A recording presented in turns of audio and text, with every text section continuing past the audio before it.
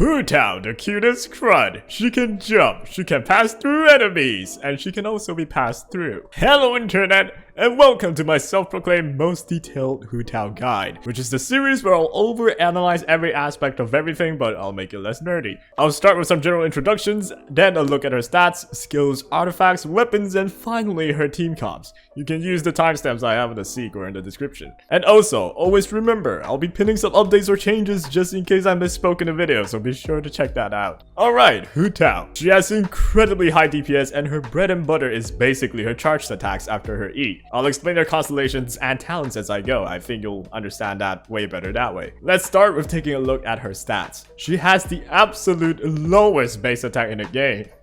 Yeah, what a way to start. Although the multipliers on her normal attacks are quite decent, her normal attack damage is nothing too high because of the low base attack. She actually has the highest base HP in the entire game though, even more than GeoDaddy. This is very useful for her elemental skill, which I'll explain later. Her ascension stat is crit damage, so you see a lot of high crit damage Hu Taos out there. She actually has the second highest base defense too, at 876, second only to the toughest looking character in the game, which is Chi-Chi. Look at that menacing face. Moving on, let's look at her skill.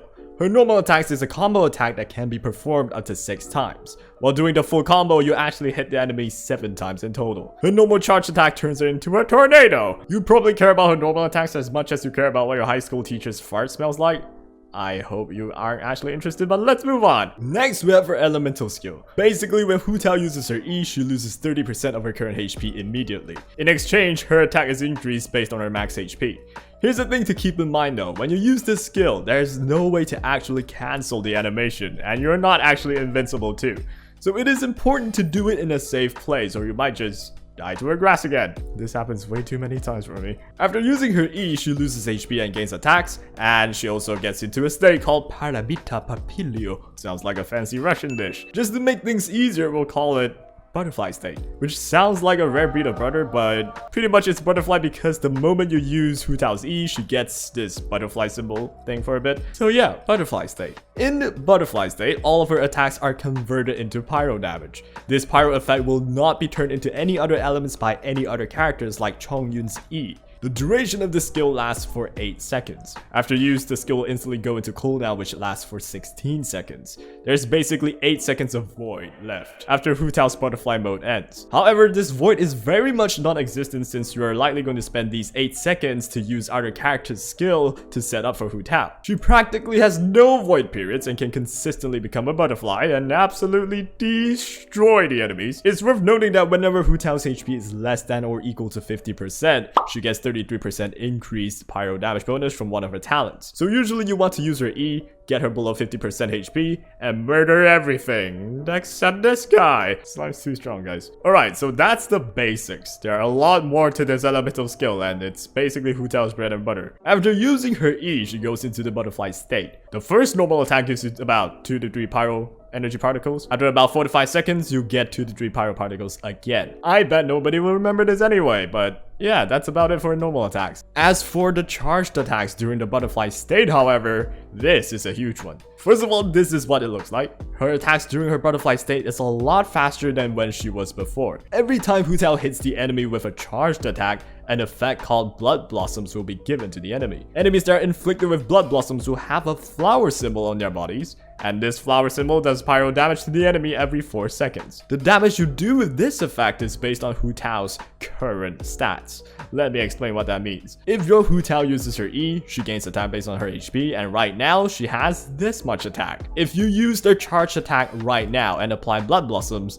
the enemies here takes this amount of damage from the Blood Blossom. However, if you switch out Hu Tao, she actually loses her butterfly state and loses her attack increase as well. Right now, her stats is back to her original number. And with that, the Blood Blossoms will do less damage since it is based on Hu Tao's current stat line, which since Hu Tao has already cancelled out her butterfly state, she has lower stats. This basically means you want to stay in with her during her butterfly state for as long as possible. Blood Blossom lasts for 8 seconds from the moment it is inflicted. The 8-second duration can be refreshed by hitting the enemy again with a charge attack. You're basically repeatedly inflicting blood blossoms before it even ends. However, you can still only trigger the blood blossom damage once every 4 seconds, so there's no worries there. Based on that, you'll be able to make a blood blossom that lasts for a total of 16 seconds if you've inflicted once when you enter butterfly state and once when it's about to end, since it refreshes the duration. A 16 seconds blood blossom will do pyro damage to the enemy once every 4 seconds, for a total of 4 times if you do it correctly. Basically, try and make sure your Hu Tao does a charge attack once you get into butterfly state and once before it ends to maximize the damage. Even as you can see on the screen, her charged attacks in butterfly state freaking slaps. So it is important to maximize the amount of charge attacks that you can do, and you can do that with a method called animation cancelling. As the name suggests, you cancel out the animation that does not matter. There are 2 main ways of doing this. One is a bit faster but a lot trickier, and one is just a bit slower but a lot easier. The fastest one is performed by using a backdash. Here's how to do it. Use your E and do a charge attack. The moment you see this sharp, kinda offensive looking fire spear, do a backdash instantly. You can really dash towards any directions, but usually you want to keep hitting the same enemy, hence why the backdash. You could do a front dash, but for some reason Hu Tao is the only character in the game that can completely pass through the enemy with her dash, so you won't be able to do that too well. After doing a backdash, do another charged attack, and now repeat the process. This is theoretically the way to make Hu Tao hit the most charged attack with the fastest speed, but of course it is susceptible to human error first of all. The perk of doing this is that you will do some unbelievable damage because of how quick you're using your charged attacks, and you'll also get a lot of invincibility frames because of how much you're dashing. The cons of doing this, however, is that you'll be wasting stamina while you're doing it. It gets even worse if you don't have Constellation 1 on Hu Tao, since that allows Hu Tao to not spend any stamina with her charge attack in her butterfly state. If your Hu Tao is Constellation 0, you usually would perform the other animation cancel instead, which is the easier version. Even if you have C1, you should also master both versions just to use them suitably. Another problem with this type of animation cancelling with the backdash is with how Genshin's targeting works. If you mess up a bit, you might sometimes end up switching enemies after the dash, and you'll likely end up looking lost with Hu Tao facing you instead of the enemy. Looking just as lost. The easier animation cancel to perform is like so. First, get into your butterfly state. Next, do a charged attack instantly. Just like before, the moment you see this sharp, kind of offensive looking fire lance appear again, do a jump. This is a tad bit slower than dashing backwards and charge attacking again, but it comes with a lot of perks too. If you use this method, your targeting will always be on the same enemy, since you start right where you jump and you'll usually jump right when you hit the enemy. This makes it so you won't randomly target another enemy or go out of target range. Another perk that this has is that it saves you a lot of stamina. Jumping costs 0 stamina, so you basically get more freedom to dash away. The drawback would be that it has less invincibility frames since you won't be dashing, and also it's also just a tad bit slower. There are a lot of debate regarding which animation cancel works best, but I'd have to say you should get used to both of them, manage your stamina well, and use them at the right time, no matter if you have a C0 or a C1 Hu Tao. Whew, that was long. But anyways, moving on, we have her elemental burst. Hu Tao does a circular spin, and the enemies that gets hit by it takes pyro damage. For every enemy she hits, she recovers health. This can trigger up to 5 total enemies, equivalent to 5 heals. Note that you can still hit over 5 enemies, they'll all still take damage, but you can only heal to the amount equivalent of hitting 5 enemies. If your HP is below 50% while using this skill, both the healing and damage increases. Do note that this AoE attack has a pretty short range, so make sure to stay closer to the enemies before using it. Phew, that was short. But anyways, we'll be taking a look at her artifacts. Her best artifact choices are the 4-piece Crimson Witch of Flame set and 4-piece Shimenawa Reminiscence set. If you don't have good 4-piece sets, you can use 2-piece Crimson Witch and 2-piece Wondrous Trope. 4-piece Retracing Bully can also be used, but it will not be as good as the other two. Crimson Witch of Flame set has always been set as the best set for her. 2-piece gives her pyro damage and 4-piece gets her even more pyro damage, and of course more vaporize and melt damage. However, after some actual galaxy brain math done by the community on Hoyo Lab, it is found that Shimenawa Reminiscence will deal a bit more damage overall as compared to the Witch set. If you don't know, 4-piece Shimenawa Reminiscence set drains 15 energy from a character after they use their elemental skill. In exchange, the wielder is granted 50% damage increase for their normal charge and plunging attack for 10 seconds. There are debates regarding these two artifacts, but I will still recommend the 4-piece Crimson Witch of Flame set since the overall damage margin is not that high and that 15 energy could come in clutch for Hu Tao since it could heal her up. To put things simply, go Crimson Witch set if you like to play safer, and Shimenawa set if you want to risk having less chance to use your heal for more damage output. They are both very solid sets for Hu Tao, no doubt. Do note that you must have 4-piece Shimenawa set if you're going for that. 2-piece set don't really help Hu Tao too much because of her low base attack. As for the main stats, Hu Tao will be needing a HP % main stat sans, Pyro damage goblet, and a crit rate or crit damage circlet. For the circlet, use the circlet with the main stats that you lack.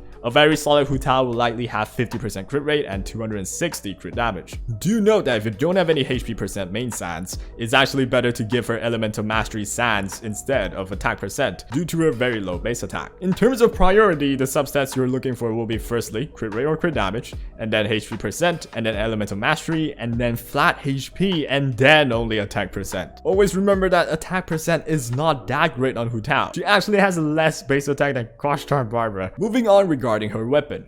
Without a doubt, Staff of Homa will be the best in slot. The next in slot will be Primordial Jade Spear, and then Dragon's Bane. If you don't have any of these, I'd like to shine the spotlight on my guy. My comrade in arms, the man, the myth, the legend, Black Gosh darn Tassel. This thing that always haunts me during my summoning sessions, is actually solid for Hu Tao because of the HP % stats that it brings. I know, unbelievable. Now that you've understand what Hu Tao does and what she needs to have, we can finally take a look at the team comps. Hu Tao's comp is very versatile. The most generic one consists of Hu Tao, Xing Qiu, Zhongli, and Flex. Even Zhongli can be replaced, but the most important duo is Hu Tao and Xing Qiu.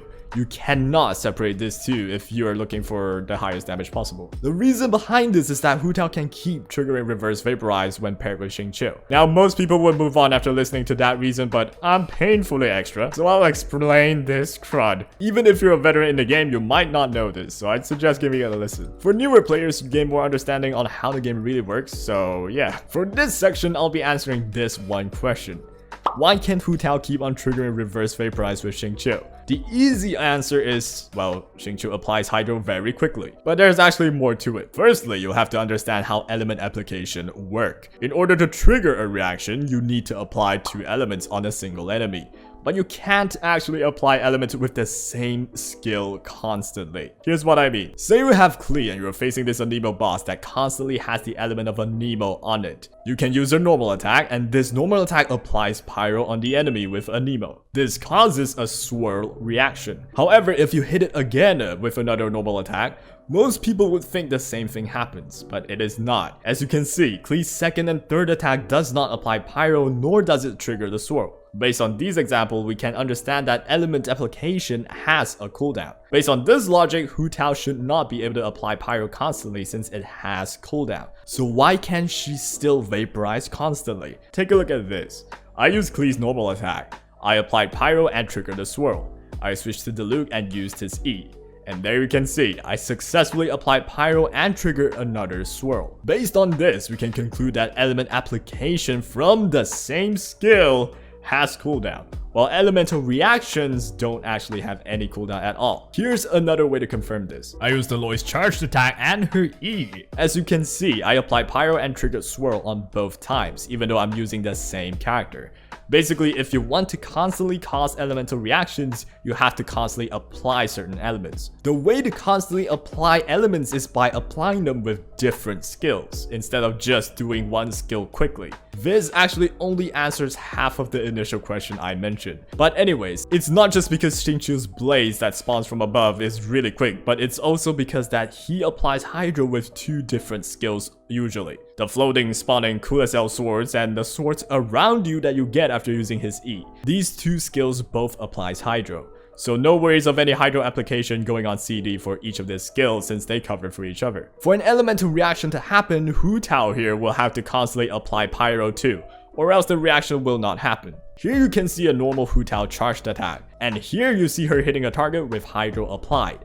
As you can see, Hu Tao has triggered Vaporize on both her first attack and her Tornado charged attack. This means that Hu Tao has applied Pyro on her normal attack and her charged attack, which means that normal and charged attacks are considered different skills, which is why you can apply Pyro twice in succession. If you use normal attacks only, you will only trigger one Vaporize, and after about 2 to 3 seconds, you can trigger it again. This is one of the reasons why Hu Tao can keep on triggering the Vaporize. She has 2 skills applying Pyro while Xing Qiu has 2 skills applying Hydro. So there's no cooldown with applying an element since they cover each other with 2 different skills, and they can keep on applying Hydro and Pyro that way to perform the Vaporize. I also mentioned this was only one of the reasons because there is another. For you to understand that reason, you'll have to understand how elemental reactions work. Most people think it's simple, where vaporization happens when fire meets water or the other way around, but there is actually more to it. Firstly, there are 2 types of Vaporize: the normal Vaporize and the reverse Vaporize. The normal Vaporize is triggered if you first applied Pyro and then trigger it with Hydro. The reverse Vaporize is triggered if you first applied Hydro and then applied Pyro. The difference between these is that normal Vaporize has a 2 times multiplier while the reverse Vaporize has a 1.5 times multiplier. The question now would be, why don't we all just use the normal Vaporize? It has higher numbers anyway, right? The reason is that you cannot trigger normal Vaporize that often. Sit back and relax, we're in for a long ride. So why can you not trigger normal Vaporize often? It is because of the ratio of Pyro to Hydro is actually 2 to 1. I don't want to include too many numbers because they're confusing as heck, but basically, Hydro is strong against Pyro. You know, super effective. This means that one single value of Hydro element can cancel out 2 values of Pyro element. For simplicity's sake, just look at this clip. Here, Klee inflicts Pyro with her normal attack. You can understand this Pyro with a value of 2. So, 2 Pyro. Now, Barbara inflicts Hydro with her normal attack.